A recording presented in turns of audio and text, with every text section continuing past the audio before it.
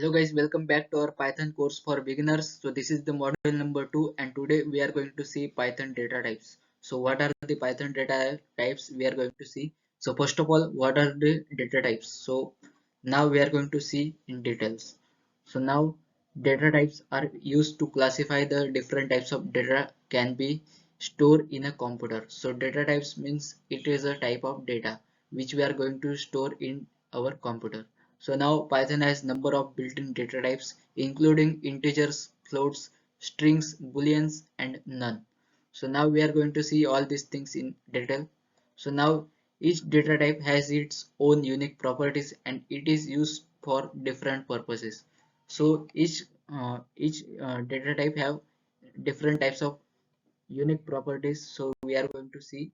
So now Python data types. So now first of all we are going to see integer data type. So what is the integer data type? So as we know, integers are starting from are the numbers which are it considered as positive, negative and 0. So these are the numbers, whole numbers such as 1, 10 or minus 100. So it start from minus infinity to plus infinity and is it also consider 0 as integer. So 0 is also integer. So it is neither negative nor positive.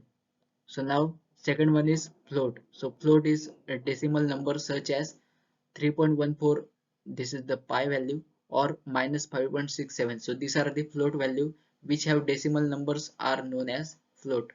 Now next one is string, a sequence of characters such as hello world or this is a string. So when we write anything between these double quotes, this is known as string. So this is the collection of characters. Now what is boolean? So boolean means this is the value either true or false. So there are two types of values for boolean. One is true and other is false. So this is the boolean value. And last one is none, a special value that represent the absence of value. So it will tell that there is no value for that data type. Okay. So now we are going to see how to declare variables in Python. So now a variable is a placeholder for value. So to declare a variable in Python, you use the following syntax. First of all, we are going to give variable name. So this is the variable name. Wait a minute. Okay. So now this is the variable name. Okay. This is the name and this is the assignment operator and this is the value. We are going to store that value in this variable name. So this is how we can declare variable. So it is very simple in Python, but when we are telling about other languages, then this is somewhat more difficult than this Python. So in Python we don't use to declare the data type. We can directly give the name, we can use assignment operator and we can provide value and it will automatically detect which type of data type it is. Okay. Now for example, to declare a variable name my integer. So this is the my integer variable and we have to assign it to value 10 value is we have to provide it. So you will use the following code. So now if we have to create a variable which name is my integer and we have to assign value which is 10. So we are going to provide 10 to my integer. Now this is how we can do it. So my integer equal to is assignment operator and 10 is a value of that variable. So this is how we can declare variables. Now we have understand how you can declare variables. Okay. Now assigning value to variables. So we have already seen, but we are going to see it in detail. So now you can also assign new value to your variable at any time. So you can change the value of that variable at any time. So to do this, you simply use the same syntax as you did to declare the variable, but with new value. So consider that your previous value is 10, now you have to change the value to 20. So now how you can do it? So following code will help you to. So first of all, you have to guess how you should write that code. So I guess that you have correctly think that you will use this syntax. So my integer equal to 20. So same syntax will be there, but we have to change the value. So this is the simple syntax. Now we are going to see variable types. So now Python is dynamical type language, which means that you don't need to specify the type of variable when you declare it. Okay. So Python will automatically infer the type of variable based on the value that is assigned to it. For example, if you assign the value 10 to variable my integer, Python will infer that my integer is an integer. So it will automatically detect which type of data type value is provided to that variable. So this is the simple thing. Now Python data type operators. So there are different type of operators. We are going to see operators in detail in our few next slides. Okay. So Python has a number of operators that can be used to perform operations on different types data types. Okay.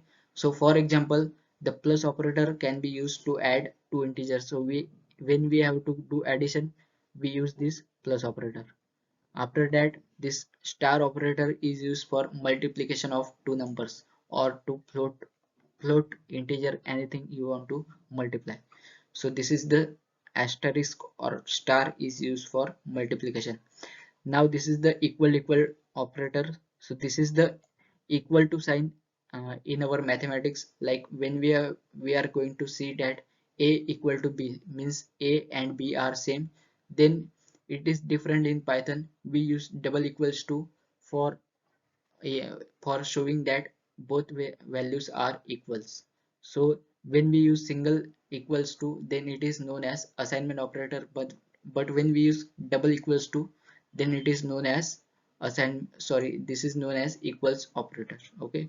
So operator can be used, this operator can be used for compare two string to see if they are equal.